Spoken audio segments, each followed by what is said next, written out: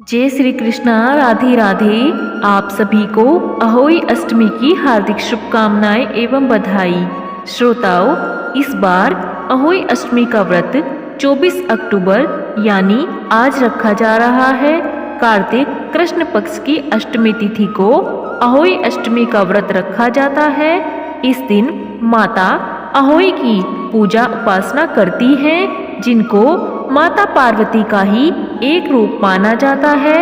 यह व्रत महिलाएं अपनी संतान की दीर्घ आयु के लिए रखती हैं। जिन लोगों को संतान नहीं हो पा रही हो, उनके लिए अहोई अष्टमी विशेष है। साथ ही जिनकी संतान दीर्घ आयु ना होती हो या गर्भ में ही नष्ट हो जाती हो, तो ऐसी महिलाओं के लिए ये पर्व लाभकारी है। ये उपवास आयु कारक भी है और सौभाग्य कारक भी है। आइए श्रोताओं, अब सुनते हैं अहोई अष्टमी व्रत कथा। प्राचीन काल में एक साहूकार था। उसके 7 बेटे और 1 बेटी थी। साहूकार ने अपने सभी बेटों की शादी एवं बेटी की शादी कर दी थी। हर दिवाली साहूकार की बेटी अपने मायके आती थी। दिवाली पर घर की लीपापोती के लिए साहूकार की 7 बहुएं जंगल से मिट्टी लेने गई। उन्हें जाता देख साहूकार की बेटी भी उनके साथ चल पड़ी।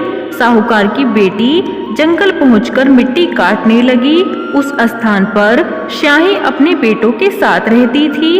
मिट्टी काटते समय उसके हाथ से कुदाल श्याहों के एक बच्चे को लग गई और श्याहों का एक बच्चा मर गया।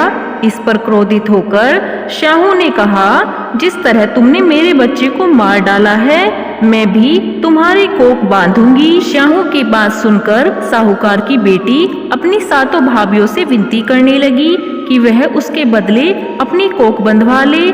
सबसे छोटी भाभी तैयार हुई और अपनी ननंद के बदले अपनी कोख बंधवा ली। इसके बाद छोटी भाभी के जो भी बच्चे होते, वे 7 दिन के बाद ही मर जाते। 7 पुत्रों की मृत्यु पर वह बहुत दुखी हुई और उसने पंडित को बुलवाया और इसका कारण पूछा। पंडित ने उसकी व्यथा सुनी और सुरहई गाय की सेवा करने की सलाह दी। सुरहई गाय छोटी बहू की सेवा से प्रसन्न होती है और उससे पूछती है कि तू किस लिए मेरी इतनी सेवा कर रही है और मुझसे क्या चाहती है। साहूकार की छोटी बहू ने सुरहई गाय को बताया कि श्याहू माता ने उसकी कोख बांध दी है, जिसके बाद वो जब भी बच्चे को जन्म देती है, वो 7 दिनों के भीतर ही मर जाते हैं। अगर आप मेरी कोख खुलवा दे तो मैं आपका बहुत उपकार मानूंगी। सुरहई गाय उसकी बात मानकर उसे 7 समुद्र पार श्याहू माता के पास ले जाने लगी। रास्ते में दोनों थक गए और थक जाने के कारण आराम करने लगे। तभी अचानक साहूकार की छोटी बहू देखती है कि एक सांप गरुड़ पंखनी के बच्चे को डसने जा रहा है। वह उस बच्चे को बचाने के लिए सांप को मार देती है। जब गरुड़ पंखनी वहां खून बिखरा हुआ देखती है तो उसे लगता है कि छोटी बहू ने उसके बच्चे को मार दिया।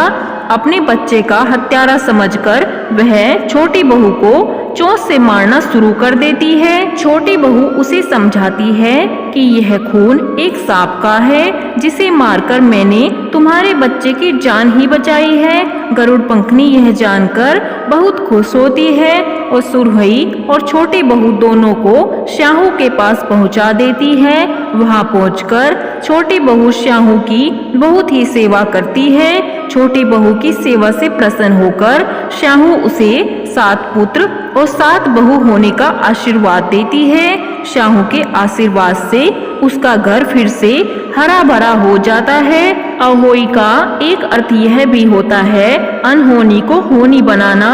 जैसे साहूकार की छोटी बहू ने अनहोनी को होनी कर दिखाया, तभी से अहोई अष्टमी का व्रत करने की परंपरा चली आ रही है। अहोई अष्टमी पूजा विधि।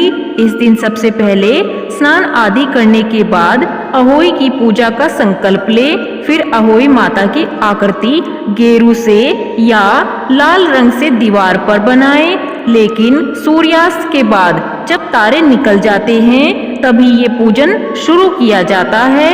वही पूजन सामग्री में चांदी या धातु की एक अहोई होगी। चांदी की मोती की माला, जल से भरा हुआ कलश, दूध, भात, हलवा, फूल और दीप आदि रखे जाते हैं।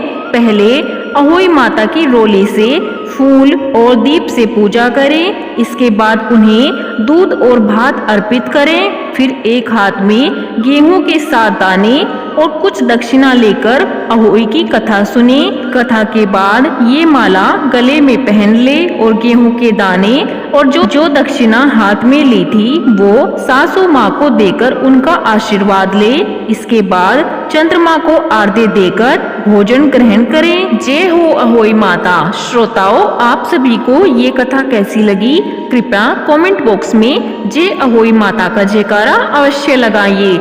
आप सभी को एक बार फिर अहोई अष्टमी की हार्दिक शुभकामनाएं एवं बधाई।